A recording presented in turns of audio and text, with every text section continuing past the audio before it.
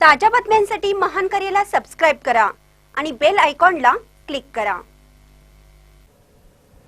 पक्षांना मिळाले आपल्या हक्काचे घर, पक्षीमित्र अशफाक अत्तार यांचा स्तुत्य उपक्रम। शहरातील आपली सकाळ चिमण्यांच्या चिवचिवाटाने आणि पक्ष्यांच्या किलबिलाटाने व्हावी या उद्देशाने पक्षीमित्र अशफाक अत्तार यांनी इस्लामपूर येथील आपल्या घराच्या परिसरामध्ये पक्ष्यांच्या अन्न पाण्याची तसेच त्यांच्या घरटेची तजवीज केली आहे। पक्ष्यांनीही त्यांच्या प्रयत्नाला साथ देत त्यांच्या अंगणामध्ये गर्दी करायला सुरुवात केली आहे।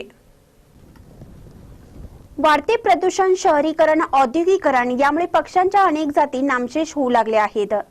यापूर्वी प्रत्येकाच्या अंगणात हमखास दिसणारी चिमणी तर गेल्या कित्येक वर्षापासून दिसेनाशी झाली आहे।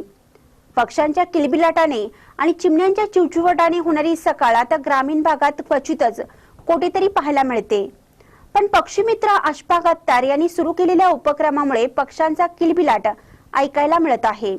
दिवसभर चिमण्यांचा चिवचिवाट आणि कोकिळेची कुहुकू ऐकल्यानंतर क्षणभर आपण पक्ष्यांच्या जगात अर्थात जंगलात गेल्यासारखा भास होतो।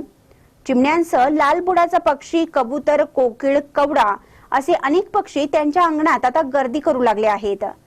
त्यांच्या अंगणातील दाणे टिपणाऱ्या चिमण्यांच्या मनमोहक अदा तर मनाला भुरळ पाडतात। त्या सर्वांना पाहता यावं म्हणून त्यांनी या चिमण्यांच्या अदा चित्रित करण्याचा प्रयत्न केला आहे। पक्षी हे पर्यावरणाचा रक्षण करणारा घटक आहे। त्यांचं संगोपन आणि संवर्धन करण्याची जबाबदारी ही प्रत्येकाची आहे आणि त्या उद्देशानेच मी माझ्या अंगणामध्ये या पक्ष्यांसाठी धान्य पाण्याची तजवीज केली। आज चिमण्यांसह अनेक पक्षी माझ्या अंगणामध्ये विहार करतात। त्यांच्या किलबिलाटानं माझ्या अंगणातला परिसर अत्यंत आल्हाददायक झालेला आहे।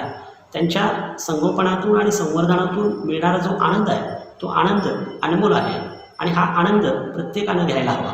महान करे न्यूजसाठी इस्लामपूरहून भगवान देवकर।